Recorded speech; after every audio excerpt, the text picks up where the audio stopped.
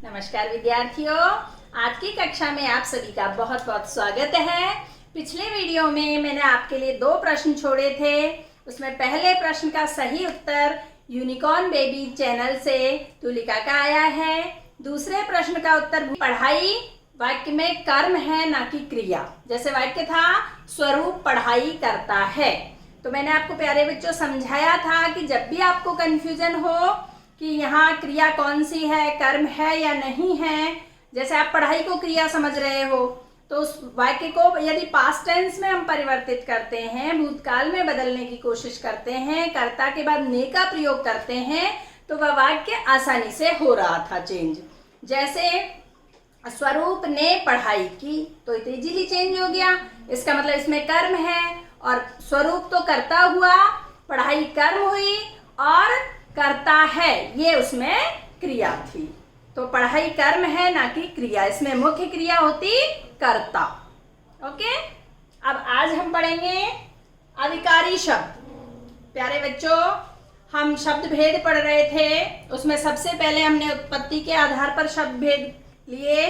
उसके बाद अगले वीडियो में हमने व्युत्पत्ति के आधार पर शब्द भेद देखे। उसके बाद हम अर्थ के आधार पर शब्द भेद देखे और अंतिम थे प्रयोग के आधार पर शब्द भेद। तो प्रयोग के आधार पर शब्द भेद चल रहे थे, जिसमें पहला भेद था विकारी शब्द, वो हमने देखा। उसमें संज्ञा, सर्वनाम, विशेषण, क्रिया, इन चारों टॉपिक्स पर, चारों विषयों पर हमारी विस्तार से चर्चा भी हुई, विस्तार से वार्ता हुई। अब हम पढ़ेंगे अविकारी शब्द। उसमें पहला अविकारी शब्द है क्रिया विशेषण। आज उसका अध्ययन करेंगे और उसको समझकर ही रहेंगे।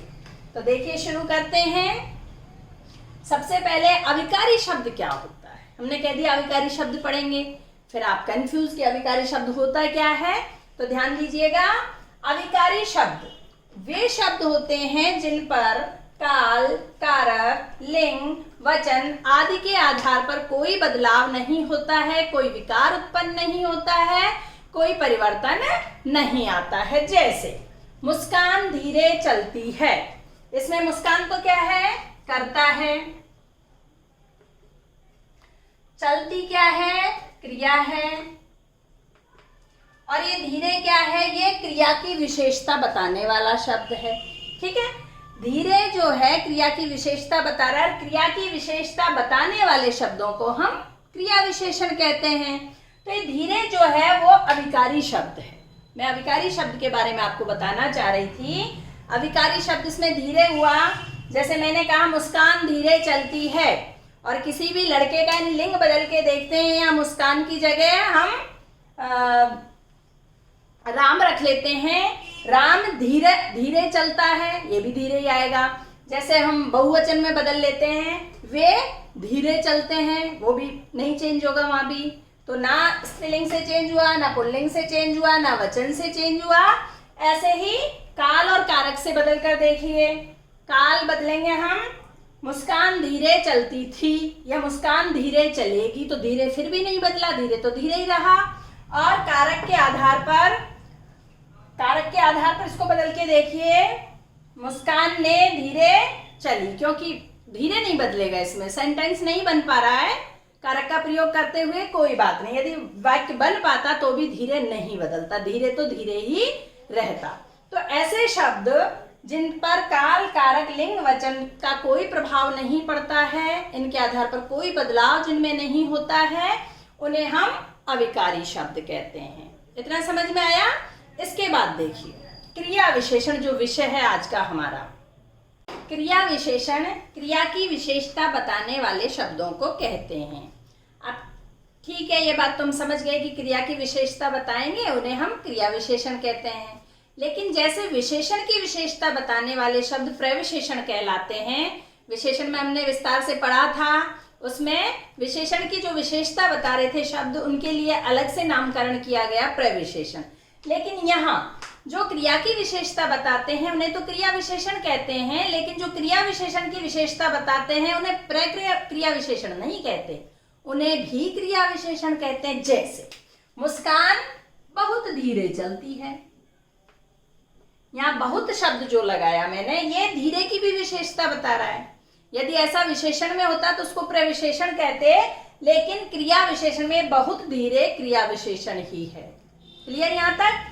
अब देखिए, क्रिया विशेषण सबको समझ में आ गया कि क्रिया की विशेषता बताएंगे उन्हें क्रिया विशेषण कहते हैं। जैसे यह आ गया। अब क्रिया विशेषण के भेद देखिए। क्रिया विशेषण के 4 भेद होते हैं। पहला है कालवाचक क्रिया विशेषण। ये हमें समय या अवधि दोनों चीज बताएगा। समय फिक्स भी बता सकता है, जैसे कल, परसों या इतने बजे, जो भी है समय को फिक्स भी बता सकता है। और समय अवधि 1 सप्ताह, 2 सप्ताह, पखवाड़ा, माह, वर्ष, इस तरह से समय की अवधि को भी ये बता सकता है। फिर दूसरा है स्थानवाचक क्रिया विशेषण। स्थान तो बताएगा ही कि क्रिया कहाँ पर हुई, लेकिन ये दिशा का भी बोध कराता है। इधर उधर, दाएं बाएं, जहां दिशा का बोध हो, क्रिया के होने की दिशा का बोध हो, वहां भी स्थानवाचक क्रिया विशेषण रहेगा। उसके बाद तीसरा भेद है परिमाणवाचक क्रिया विशेषण। और परिमाण यानी क्वांटिटी पहले भी पढ़ चुके हैं हम विशेषण में। विशेषण का भी एक भेद था परिमाणवाचक विशेषण, ऐसे ही यहाँ परिमाणवाचक क्रिया विशेषण भी है, और ये क्वांटिटी को यानी मात्रा को दर्शाता है। और चौथा और अंतिम भेद है रीतिवाचक क्रिया विशेषण। रीति का मतलब होता है तरीका।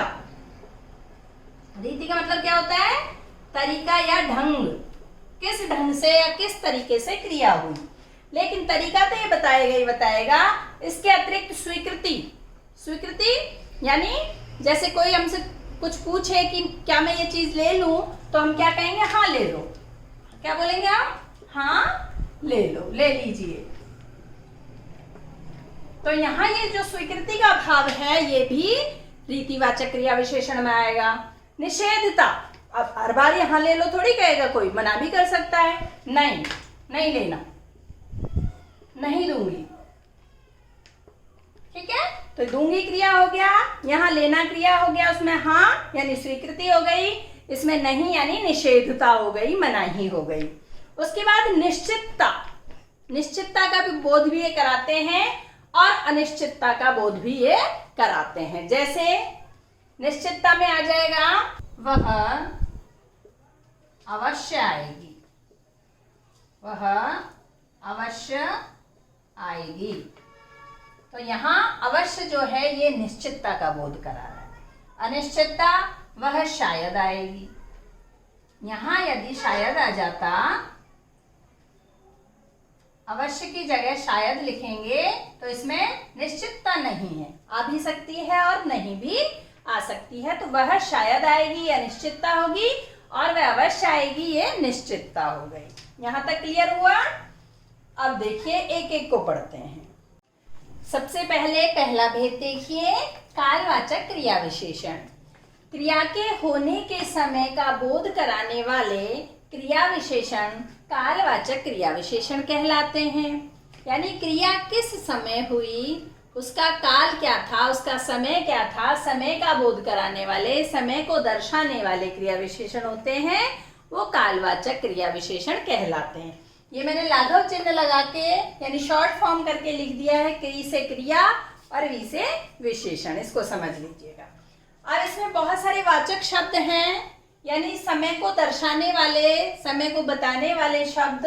आज, कल, परसों, कोई भी वार हो सकता है, सप्ताह, पक्ष, पखवाड़ा, माह, वर्ष, ऋतु। कोई भी ऋतु यदि दिखाई जाएगी क्रिया से पहले तो उसको भी हम कालवाचक में गिनेंगे। कभी कभी या बजने से संबंधित समय भी बताया जा सकता है कि 2 बजे, 4 बजे, 6 बजे, तुरंत, पल पल, हर पल आदि। इस तरह के जब भी क्रिया से पहले शब्द आएंगे तो वो क्या होगा? कालवाचक क्रिया विशेषण। जैसे आलोक कल आएगा, जैसे आलोक कल आएगा, इसमें कल जो है वो समय को दर्शा रहा है, आएगा क्रिया है, आलोक करता है, और कल है ये कालवाचक क्रिया विशेषण है। कौन सा क्रिया विशेषण है? कालवाचक क्रिया विशेषण। ये समझ में आया? दूसरा भेद देखिए, स्थानवाचक क्रिया विशेषण। क्रिया के होने का स्थान या दिशा का बोध कराने वाले क्रिया विशेषण स्थानवाचक क्रिया विशेषण कहलाते हैं। जैसे रवीश छत पर बैठा है। इसमें देखिए में पर, ये मैंने किसकी विभक्ति बताई थी? अधिकरण कारक की। यानी जितने भी अधिकरण कारक आ जाएंगे वाक्य में क्रिया की विशेषता बताने के लिए, अधिकरण कारक का यदि प्रयोग होगा तो वो स्थानवाचक होगा। ये दिमाग में बैठा लीजिए। इसके अतिरिक्त इसके वाचक शब्द भी हैं, जैसे यहाँ, वहां, इधर, उधर। जैसे इधर आओ, उधर जाओ, तो क्रिया की विशेषताएं हैं और ये स्थान का बोध कराती हैं। ऊपर, नीचे, दाएं, बाएं, अंदर, बाहर, सामने, निकट, तले, पास, कहीं आदि। इस तरह के जो स्थानवाचक शब्द होते हैं और क्रिया की विशेषता बताते हैं, उन्हें हम स्थानवाचक क्रिया विशेषण कहते हैं। तीसरा भेद देखिए, परिमाणवाचक क्रिया विशेषण। जब हमने विशेषण पढ़े तो मैंने आपको बताया था, परिमाण और परिणाम में अंतर भी बताया था। और परिमाण का अर्थ क्या बताया था? क्वांटिटी यानी मात्रा। तो परिमाणवाचक क्रिया विशेषण क्रिया के होने की मात्रा को बताते हैं, क्वांटिटी को दर्शाते हैं। ऐसे क्रिया विशेषण परिमाणवाचक क्रिया विशेषण कहलाते हैं। जैसे खुद को जितना खोते हैं उसको उतना पाते हैं। जितना, और यहाँ खोते हैं क्रिया है, उतना और फिर पाते हैं क्रिया है। तो ये क्रिया की विशेषता बताई जा रही है, क्वांटिटी है कोई ना कोई। जितना, उतना, कितना पता नहीं, यानी निश्चित नहीं है, लेकिन है मात्रा, क्वांटिटी है। तो क्रिया की जहां भी मात्रा बताई जाए वहां परिमाणवाचक क्रिया विशेषण होंगे। अब इसके कुछ वाचक शब्द हैं, जैसे बहुत, कम, थोड़ा, इतना, उतना, जितना, कितना आदि। जैसे अभिषेक कम सोता है, यहां सोना क्रिया है और क्रिया की विशेषता क्या बता रहा है? कम। हिमांशु अधिक पढ़ता है, इसमें अधिक ये पढ़ता है क्रिया की विशेषता बता रहा है, इसलिए ये क्या हुआ? परिमाणवाचक क्रिया विशेषण हुआ। क्वांटिटी है, कम, ज्यादा, कितना, ये क्वांटिटी है और ये पढ़ाई की क्वांटिटी को बताता है। और यहाँ सोने की क्रिया है, उसकी मात्रा को दर्शाता है, इसलिए मात्रा सूचक जो शब्द होते हैं इनके आने पर परिमाणवाचक क्रिया विशेषण होता है। चौथा और अंतिम भेद देखिए, रीतिवाचक क्रिया विशेषण। क्रिया के होने का ढंग या तरीका बताने वाले क्रिया विशेषण रीतिवाचक क्रिया विशेषण कहलाते हैं। प्यारे बच्चों, हमने वर्ण विचार में पढ़ा ढ और ढ। तो ये कहाँ आता है, कहाँ नहीं आता, इसके एक तरीका, एक विशेषता मैं बता देती हूँ।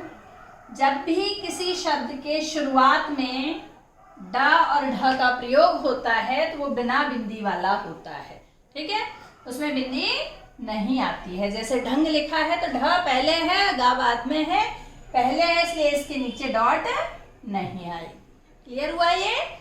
इसमें कौन कौन सी स्थिति आती हैं, कौन कौन से वाचक शब्द आते हैं, उनको ध्यानपूर्वक देखिए, सुनिए। ढंग यानी क्रिया कैसे हुई, उसका तरीका क्या था।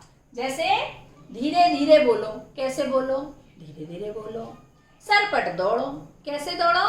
सरपट दौड़ो। तो कैसे जहां आएगा वहां ढंग या तरीका पता चलेगा। स्वीकृति, निषेधता, निश्चितता, अनिश्चितता, इनको दर्शाने वाले शब्द हो सकते हैं हाँ, नहीं, ना भी हो सकता है, अवश्य, शायद। और ढंग में क्या क्या आ सकते हैं? सरपट, फटाफट, धड़ाधड़, धीरे धीरे, जल्दी जल्दी, लगातार आदि और भी हो सकते हैं। जैसे मैंने यहाँ 4 वाक्य लिखे हैं, उन्हें ध्यानपूर्वक देखिए। धीरे धीरे बोलो, बोलो क्रिया है और धीरे धीरे इसकी विशेषता बता रहा है। और विशेषता कौन सी बता रहा है? कि किस तरीके से बोलना है, कैसे बोलना है, इसलिए रीतिवाचक क्रिया विशेषण हो गया। ऐसे ही दौड़ो, सरपट, इसकी विशेषता बता रहा है दौड़ने की, सरपट दौड़ो, तो ये भी रीतिवाचक क्रिया विशेषण का ही भेद है। फिर नहीं जाओ, यह निषेध है, मनाही है, मना कर रहे हैं कि नहीं जाओ, तो ये जो नहीं शब्द है ये भी रीतिवाचक क्रिया विशेषण के तहत माना जाएगा। अवश्य पढ़ाऊंगी, तो अवश्य में निश्चितता है कि मैं आपको अवश्य पढ़ाऊंगी, तो यहाँ कर्ता मैंने लिखा नहीं, सिर्फ क्रिया और क्रिया विशेषण लिखकर आपको बताया, क्योंकि शब्द देखना है हमें, ना कि वाक्य। क्लियर हुआ यहाँ तक? आज का वीडियो यहीं समाप्त होता है, क्रिया विशेषण का टॉपिक समाप्त होता है, और मैं उम्मीद करती हूँ आपको अच्छे से ये समझ में आया होगा, आपने बहुत एंजॉय किया होगा। और आज का प्रश्न आप सभी के लिए, गोलियां धड़ाधड़ चली, इसमें धड़ाधड़ को अंडरलाइन किया हुआ है, रेखांकित है, और रेखांकित पद में आपको क्रिया विशेषण का भेद बताना है। 4 भेद मैंने बताए थे, कालवाचक, स्थानवाचक, परिमाणवाचक और रीतिवाचक। इन चारों भेद में से एक नाम यहाँ जो इसमें प्रकार है वो छांट कर लिखना है। उत्तर आपको कमेंट बॉक्स में लिखना है, जिसका उत्तर सबसे पहले और सही आएगा उसको मैं पिन कर दूंगी, सबसे ऊपर दिखाई देगा और अगले वीडियो में दिखाया जाएगा। अगला वीडियो अविकारी शब्द, आगे आने वाले अविकारी शब्दों में से किसी एक को हम लेंगे। तब तक के लिए नमस्कार।